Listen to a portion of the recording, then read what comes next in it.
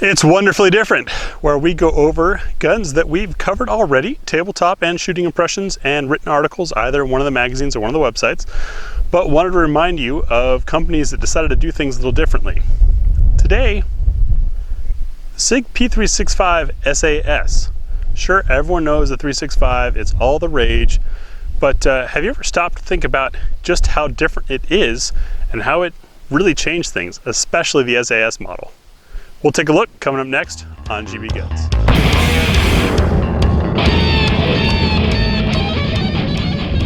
So the Sig 365 SAS hardly needs an introduction. I think most people are familiar with the Sig 365.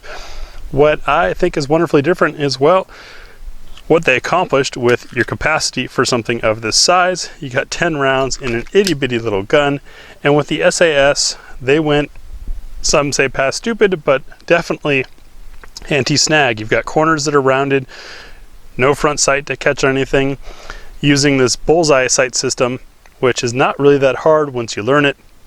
You've got no snag back there. Even the slide lock doesn't really work as a release. It sits flush, and unfortunately the takedown lever is the screw type. You can use a coin screwdriver or a piece of brass to rotate it, but which makes it a little more of a hassle. But this is certainly a small gun, pocket-sized, with 10 rounds to it, and I really respect and appreciate that engineering accomplishment. Also, without extremes like this and their anti-snag, how would you ever know if it's any good? They're also the first ones that I know of to use this Bullseye Sight, which is not that hard. I explained it when we reviewed this gun. It can be accurate, you just got to know how to use it. But I remember this sight system being shown off at SHOT Show a couple years ago, and no one really adopted it. Sig went so far as to cut into their slide and make a nice even spot for it. So that's the Sig 365 SAS. Now let's do some shooting. It has the interesting sight system that when you see that dot centered in the circle, that's when you're lined up. Completely anti-snag and with a ported barrel. I would love to do a test of this versus a non-ported and see if you're losing any velocity, since these short barrels tend to not give you a lot of ooey anyways. But a nice pocket size, very easy to conceal, or for metro men or skinny women who can't conceal something bigger, a nice little piece. A lot of people complain about the sights. As I explained in previous videos, and just briefly, you center the bullseye in the ring and kind of look through it at your target. I would do it both eyes open as you're supposed to, except I'm left-handed and left-eyed. I always demonstrate guns right-handed, right-eyed, because that's the way they come. Got a piece of steel just shy of 20 yards out there. We're not at the home range today, but let's see if I can ring this reduced size steel at arguably towards the limit of a lot of self-defense shooting distances.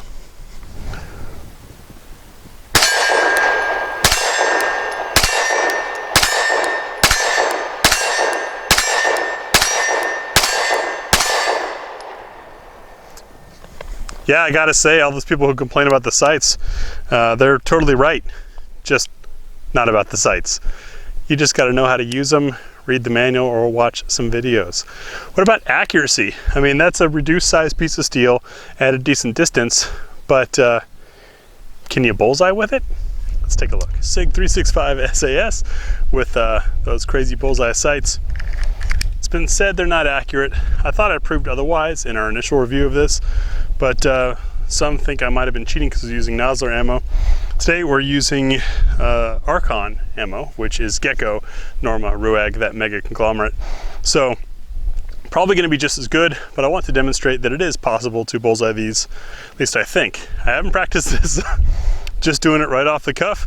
We've got a target out there at 7 yards. Show you it's clean, and we'll bring you in after the shots, and I'll give you my closing thoughts.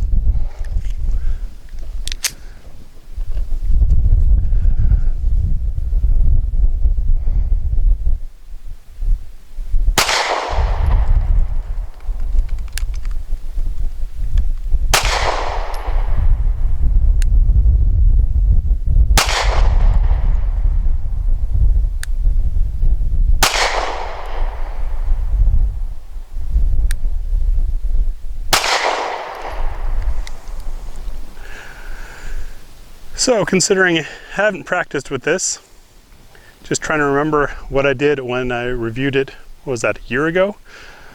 I accept that. 3 there altogether. The 2 to the left are what tends to happen to me when shooting small guns. If they're too small, I tend to squeeze, and as you squeeze, it tends to push the gun to the left if you're right-handed. If you're shooting left-handed, it'll pull the gun to the right. That's just something that if I were to shoot this thing regularly, I would need to get used to. It's just not a good match for my hand. The Sig 365 XL, however, fits much more comfortably. But that's a tiny circle at 7 yards. I'll take those. Nothing wrong with the gun, nothing wrong with the sight setup. You just got to learn it. I appreciate that Sig went to the extreme on creating this anti-snag version. All the corners rounded, no sight sticking out. The ported barrel is kind of an added touch. I heard from one of you recently that there's now a non-ported version. I think it's something this short, the porting might actually help in reducing the snappiness. It's actually a very pleasant gun to shoot for its size. And all of that combined, plus the capacity for its size, is part of what makes me call the 365 SAS wonderfully different. Thanks for watching.